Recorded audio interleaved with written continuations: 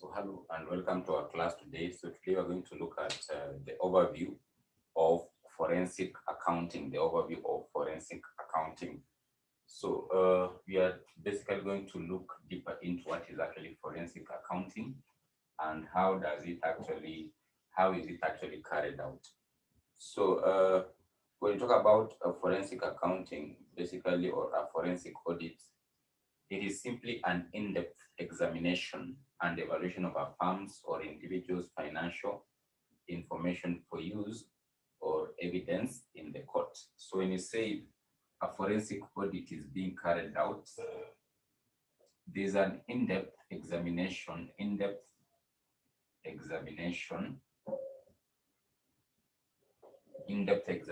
basically trying to investigate or evaluate a firm's or individual's financial information. So an in-depth examination of an individual or a firm's financial information,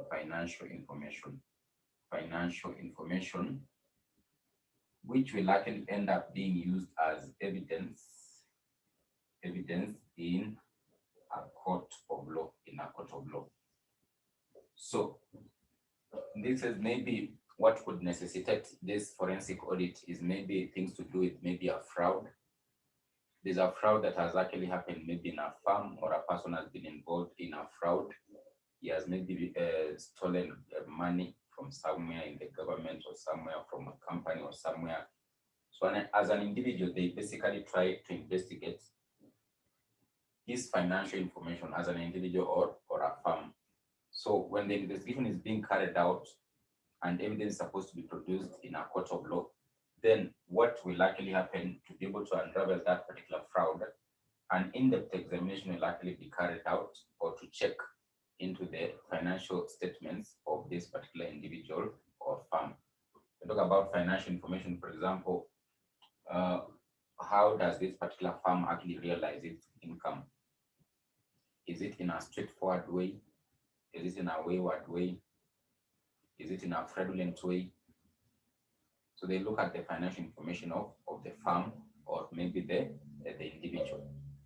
So this rule is basically actually involved just analyzing and reporting on data in a predefined context for the purpose of finding facts or evidence in the context of financial or legal disputes.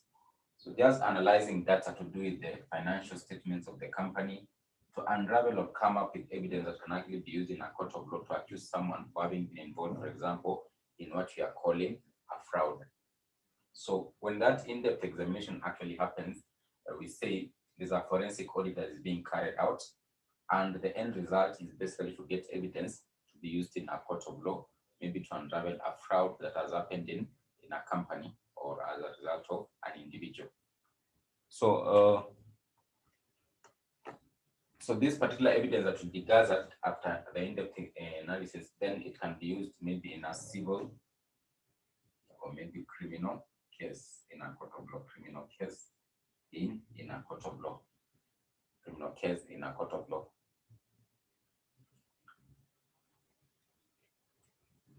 So the nature and the purpose of forensic accounting. So forensic auditing is actually a bit broad, and a lot of activities will actually be involved in basically trying to carry out forensic audit. For example, this is what we are calling now forensic accounting.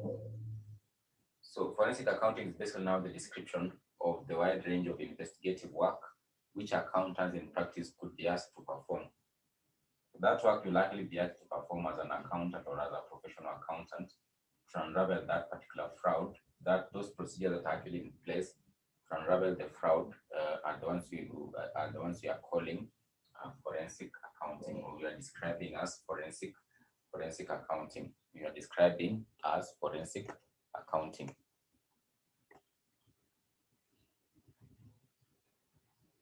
So the issues that will likely be investigated during the forensic audits, will include, for example, the suspects. motive of committing, for example, a fraud. The suspect's motive of committing a fraud. So they investigate what was the motive of the suspect actually being involved in committing a fraud. So whether the fraud has been carried out or perpetrated by several individuals, or it involved several individuals, whether the fraud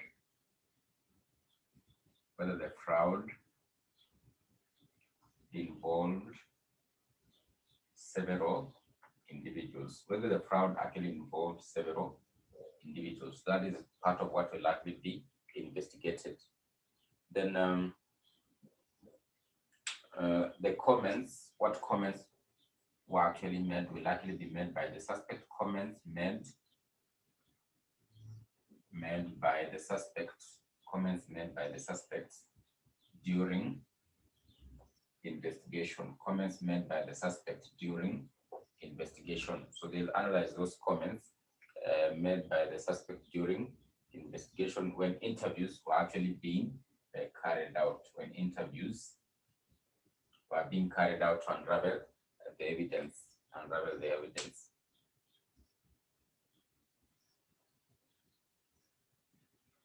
So this forensic audit can actually take can be approached in two ways. So number one, it can actually be either be reactive or proactive. So it can actually either be what you're calling reactive, or it can actually be proactive. It can actually be reactive or proactive. So reactive basically means that the investigation will be carried out when there's a report, or there's actually a report that has been brought before maybe the courts, such that this particular investigation should actually be carried out. So there'll be a reaction. So reactive audits are conducted when there is a reported allegation from various sources, such as previous audits, maybe the media, the public, or amongst others. For example, the media is basically alleging there's a fraud that is being perpetrated maybe in a government institution. So there'll be a reaction. So there'll be a reactive audit. So these types of audit can actually be carried out in order to prosecute a party for fraud, embezzlement, or other financial claims. It can actually also include situations that do not involve fraud or embezzlement, So when there's a reaction to maybe allegations, then that kind of an audit or forensic audit can term it as being a reactive audit. There's just a reaction on what has actually been alleged, either by the media, either by previous audits, either by maybe the members of the public. So there'll be a reaction maybe by the relevant bodies to be able to try to find out whether it is actually true or not. For example, if it is an official in the government who is being accused by the media of having been involved in fraud or embezzlement of funds for the government, in such a case, there'll be a reactive audit that can actually be carried out to try and unravel whether these allegations are actually factual or not. Then you have what you are calling proactive. So these are conducted where allegations have not been reported. So the initiative is actually taken even before allegations are actually reported. So you're not reacting to allegations. So that one can actually be termed as being a proactive audit. So it is conducted where allegations have not been reported, but where, for example, the Office of the Auditor General considers that there could be high risk of fraudulent activities in a given area. So if you suspect that in a particular area, there's a high risk of actually, for example, having fraud being perpetrated, then of course, as an auditor, or for example, the Office of the Auditor General in government can actually be able to be proactive and try to unravel or discover if there are any embezzlement of funds in such maybe government department, or maybe it is just a normal auditor, maybe in a firm, in a particular department, to know whether there is maybe embezzlement of the firm's funds. So you take the initiative before even you get the reports that there is a fraud that is being perpetuated in a particular area, So you're saying the two approaches can be used. You can have reactive or maybe proactive. You can have reactive or maybe proactive. You can have reactive or maybe proactive. So how will this particular forensic audit actually be carried out? What are the procedures that will be involved in forensic auditing? What are the procedures that will be involved in forensic auditing? So number one, what will happen during forensic audit or the process of carrying out the forensic investigation? What the auditor will likely be able to do, or the forensic accountant will be able to do, first of all, is to accept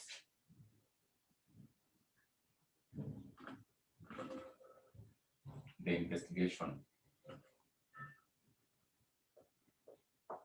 Fully acknowledge that he has the capacity, just to basically indicate he has the capacity or ability to be able to carry out the audit. So the process, so is the process of conducting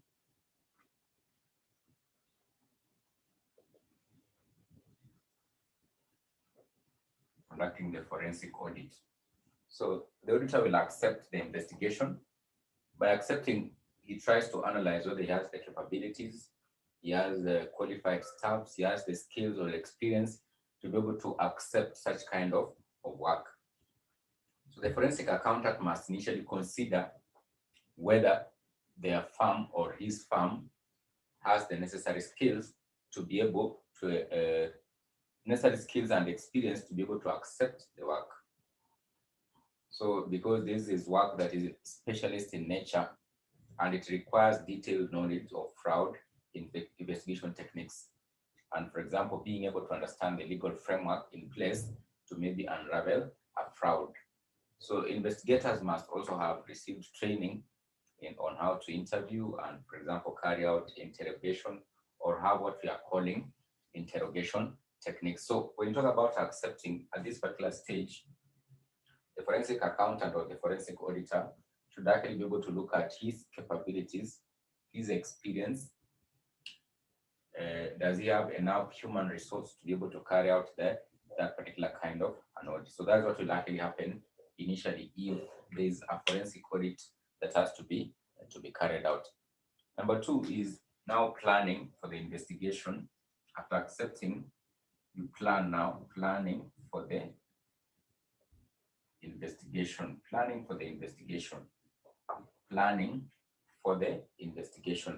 So the investigating team must carefully consider what they have been asked to achieve and plan their work accordingly. So the objectives of the investigation team, for example, will actually include identifying the type of fraud. They should actually be able to identify the type of fraud that has actually been alleged or is being carried out. Identifying the fraudsters, so they should be able to identify the fraudsters. Quantifying the financial loss that has actually occurred as a result of the fraud, maybe with the stealing of products in a company at the store. So they should actually be able to identify who has actually committed this particular fraud of stealing products at the store, and basically try to measure or actually evaluate or value that particular loss that has actually occurred as a result of stealing those particular products. They should gather enough evidence, for example, to be used in a court of law, because you are saying forensic accounting or forensic auditing is basically trying to unravel or come up with evidence that can actually be able to accuse someone in a court of law for having actually committed what you are calling a fraud, So they should actually be able to gather enough evidence that can actually be used in a court of law. So you're saying that after accepting, then of course you have to plan on how the investigation will likely be carried out. So the investigative team must carefully consider what they have been asked to achieve and plan their work accordingly. So they should actually be able to come up with, like, for example, a schedule. At what time where should they actually be? Which are the key areas they must actually be able to target to unravel the evidence. So what will likely happen now after having planned your work, is now to be able to gathering of evidence, gathering of evidence. So in order to gather detailed evidence, the investigators must understand the specific type of fraud that has been carried out and how the fraud has been committed. So the evidence should actually be quite sufficient enough to ultimately prove or identify the fraudsters or actually accuse them in a court of law. So the evidence can be gathered using various techniques. For example, what the forensic accountant can actually be able to do, he can test the controls to gather evidence which identifies the weaknesses which allow the fraud to be perpetrated. So he will be able to gather the evidence by trying to test the controls, and see whether, or try to gather evidence as to whether where were the loopholes that actually led to the fraud actually being committed. So using analytical procedures, so you can actually be able to gather evidence by using analytical procedures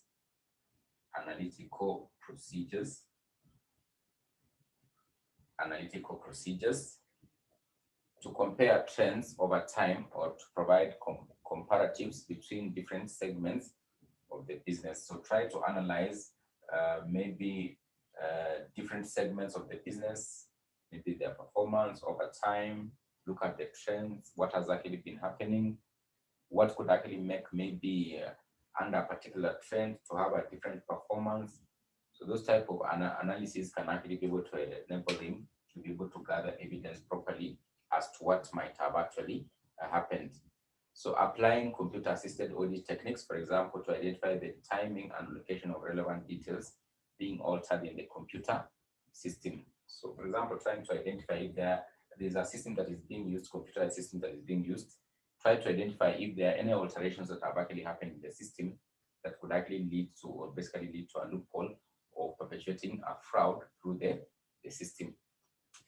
Carrying out interviews, for example, you can be able to carrying out interviews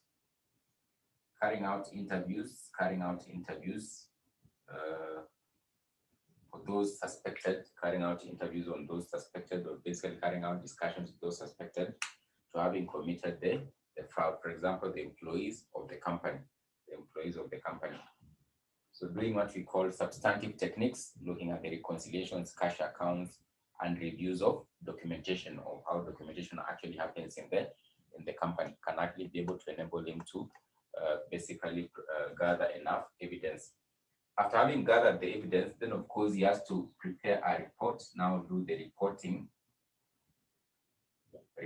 So reporting has to happen. So in this case, the client, or basically the person is carrying out the work on the work for, will actually expect a report containing the findings of the investigations carried out by this particular forensic accountant. So a report must actually be given after having gathered the evidence, or enough evidence to be able to prove that a wrong or a fraud has been perpetrated,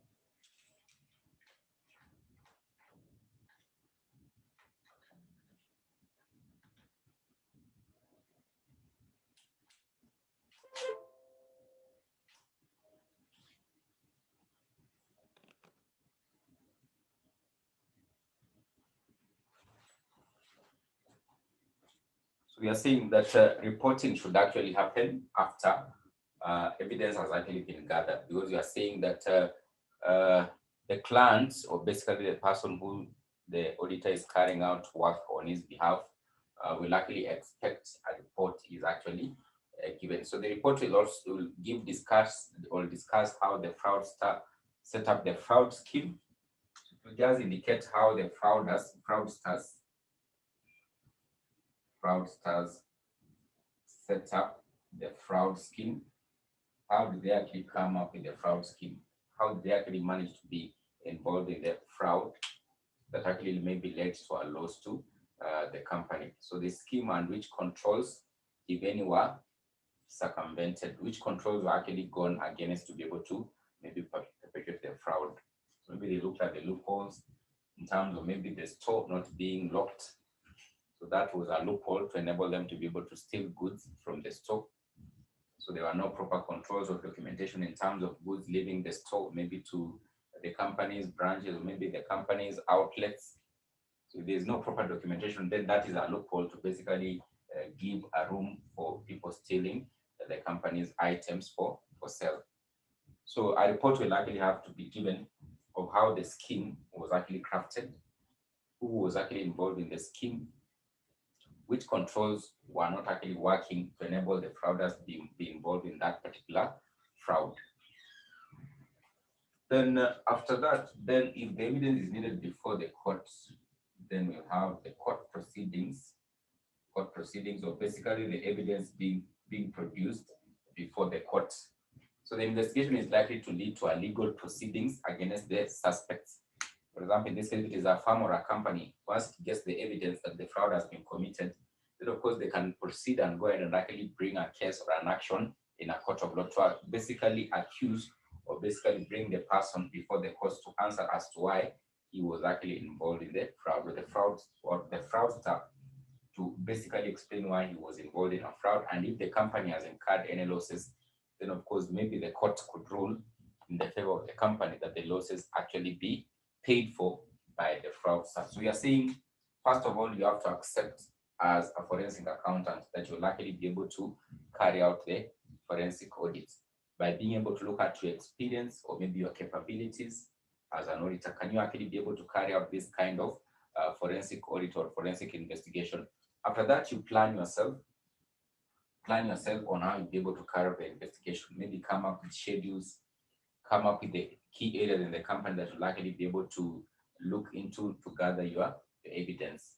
Where exactly will you actually be able to hit?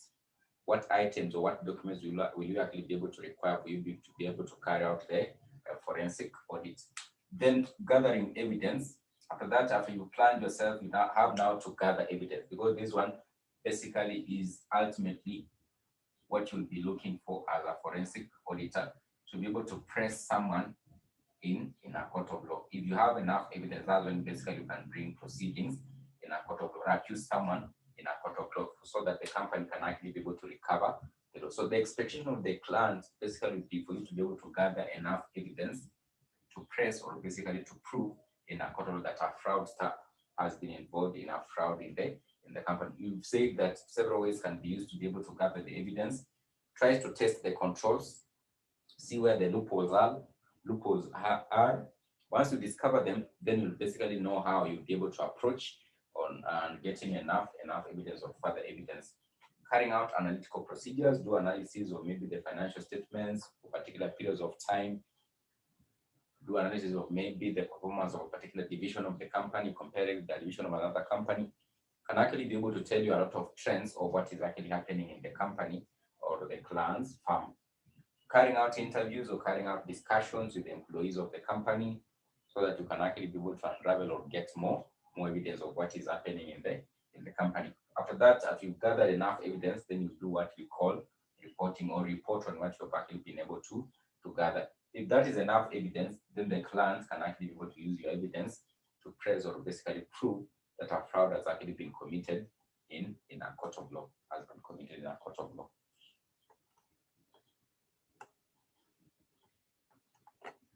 So we can look at the types of forensic investigations. So the types of forensic investigations. Types of forensic investigations. What are the types of forensic investigation? The types of forensic investigations. Types of forensic investigation. Types of forensic investigation. So forensic accountant could be asked, for example, to investigate many different types of frauds. So it is useful to categorize these types into three major ones. You can categorize them into three major ones. So you can be asked to basically carry out frauds to do with maybe corruption, frauds to do with maybe corruption, or maybe number two, it can be misappropriation of assets, forensic investigation to do with misappropriation of assets, or actually it could be financial statements fraud, financial statements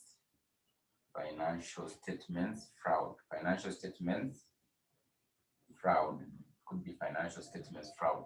When you talk about corruption, it can actually either be conflict of interest, or maybe bribery. We can talk about bribery. Someone was actually bribed, there was bribery involved. There was, for example, conflict of interest.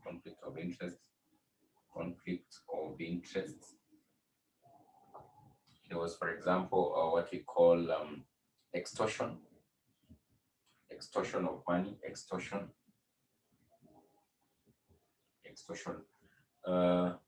So this corruption, we are basically saying corruption could actually be perpetuated in these ways: either bribery, conflict of interest, or maybe what you are calling extortion.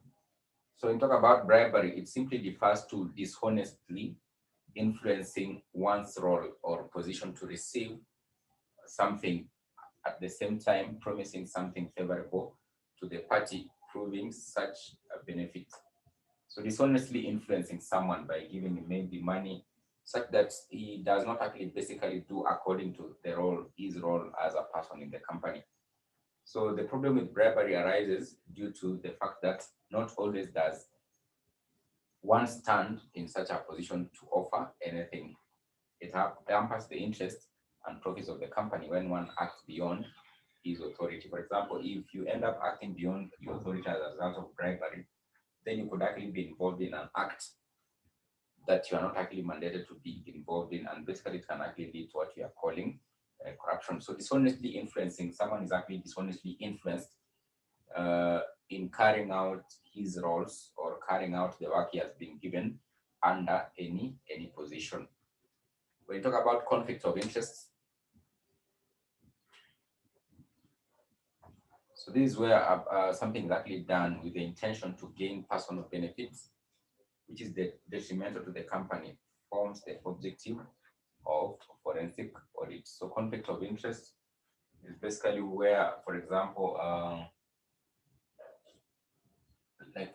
director of a company basically tries to undertake the role, or his firm tries to undertake the role of auditing the company. So these are conflicts of interest. In such a case, how do you audit yourself as a director of the company? That one basically can actually lead to what we are calling corruption, because you will not actually be acting for the best interest of the whole company. You are auditing yourself. In such a case, you won't be able to unravel what is actually required in terms of carrying out an audit. When we talk about extortion, extortion is taking a step ahead from bribery. Extortion involves the use of threats, force, or violence to extract money from another party or person. Using violence or force to extract money from a person by threatening him, maybe saying that maybe you can actually be able to kill the person. So this may be done on the pretense of protection money for small businesses. So get a scheme of cyber extortion. So just trying to threaten someone, threaten him, or basically force him, or violently force him. Through violence, you force the person or extract the money from a person. If you do such, then you say you have actually been involved in what you are calling corruption. So it can actually happen through maybe bribery, conflict of interest, or maybe extortion of money. So when you talk about misappropriation of assets, so assets of the company not being used appropriately, maybe by the directors or employees or those mandated to be able to protect or safeguard those assets for the benefit, for example, of the shareholders. So this basically involves asset misappropriation or using assets inappropriately. For example, being involved in what we can call theft of cash thefts, stealing money for the company. Cash is an asset to the company. Fraudulent disbursement of money from the company's accounts. Inventory frauds, for example, stealing the inventory of the company, misappropriating it, maybe by those who have been charged with the stores or those selling the products over the counter or at the outlets of the company. So misuse of assets of the company is using them inappropriately or not for the required purpose or for personal interests.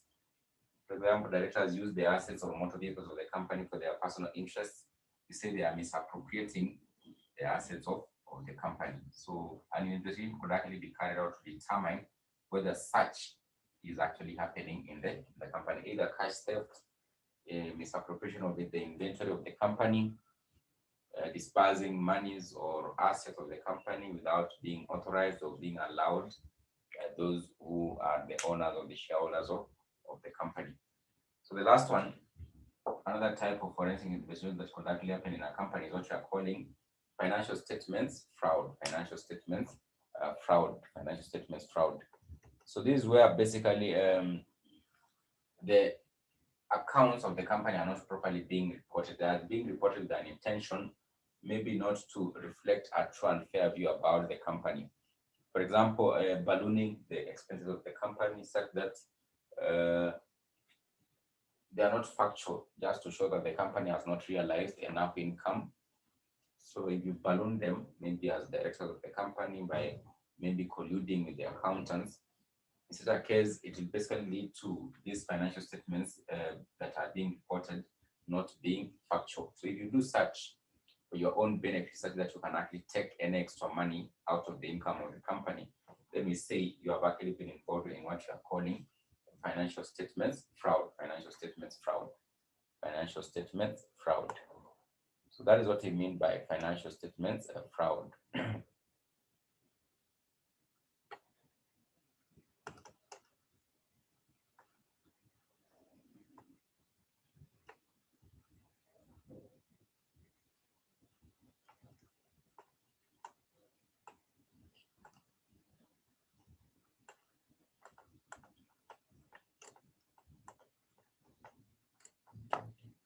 So we're saying that this work will be carried out by a forensic accountant.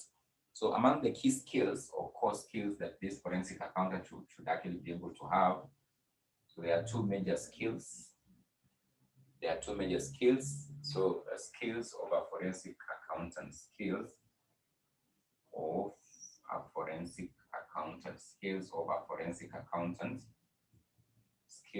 what skills should he actually be able to have? So they can be categorized into two. So you can have core skills or the major skills, and you can have non-core skills, what we call non-core skills. When you talk about core skills, so these are specialized skills in that area of investigation, or specialized skills or knowledge in that area of investigation. For example, it is money laundering, then of course you have the skills or the knowledge. You have gone to school to be able to study how you can carry out an investigation for money laundering. If it is, for example, inventory misappropriation, you have the skills or abilities to be able to tell whether there is misappropriation of inventory in a company. So the core skills, for example, will actually include ability to critically analyze financial statements. You should actually be having that ability. For example, you are a qualified accountant, you can actually be able to analyze the financial statements. So that is a core skill before you can actually be appointed as a forensic auditor or a forensic accountant. So ability to grasp internal control systems of the clients, be able to understand very quickly what are internal controls, how should they actually be put in place. If you look at the environment of the client, how should he actually be able to set up his internal controls in terms of basically maybe how money moves, how inventory actually moves in the company. So proficiency in informative technology and computer network systems, being able to understand things to do with computers, because most of the clients, you will discover that maybe they use systems or computer systems in carrying out their work. So you should actually be able to understand or have computer proficiency or some knowledge in IT or information technology. Knowledge of psychology, being able to understand the psychology of people, how they can actually react. If maybe you ask them a particular question, this one will actually give you the ability to be able to do proper interviews or proper investigative interviews to unravel more evidence from the company or the client's environment. So an in-depth understanding of fraud schemes. So you should actually be able to understand fraud schemes very properly, how they can actually happen, how money laundering can actually happen, how does it actually start, what are the loopholes that can actually lead to money laundering or maybe bribery or corruption in a company. So those are some of the core skills. Another one maybe you can actually be able to mention, the last one, is interpersonal skills or communication skills, which can actually aid in acquiring information about the company's ethical policies and assist forensic accountants to conduct interviews and obtain crucial needed information. So also being able to have a command of criminal and civil cases or the legal system in the country under which you're operating as a forensic accountant. So the non-core, which are not actually really major, but they're important for you to have as a forensic accountant, is sound professional judgment, look beyond numbers and grasp substance of situation, have a sixth sense that can be used to maybe reconstruct details of past accounting transactions, then have a photographic memory, can actually assist you. You can remember things very fast. You can actually be able to connect so many things very quickly. Have curiosity and persistency and be very creative as a forensic accountant. Pay attention to small details. Pay attention to small details and be very observant and listen carefully. For example, when you are carrying out your interview. So those ones will be among the non-core skills that can actually be able to enable you. And this one mostly will actually come out as a result of maybe your personality. There's your personality, but you can still improve on them from time to time to enable you to be able to carry out a forensic audit or do your work as a forensic accountant, as a forensic accountant.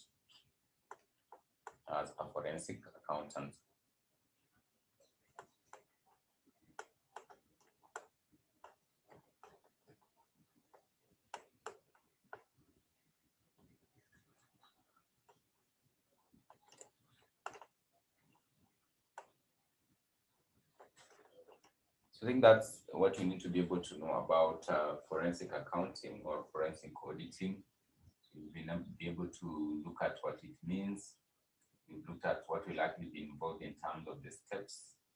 We've looked at how you can actually be able to gather the evidence, how you actually be able to gather the evidence, and eventually what are the core skills you must actually have as a forensic accountant or a forensic auditor. So with that, we have come to the end of this particular lesson, and we will meet in the next lesson where we'll be learning more, maybe finalize on this topic of forensic accounting or forensic auditing, forensic accounting or forensic auditing.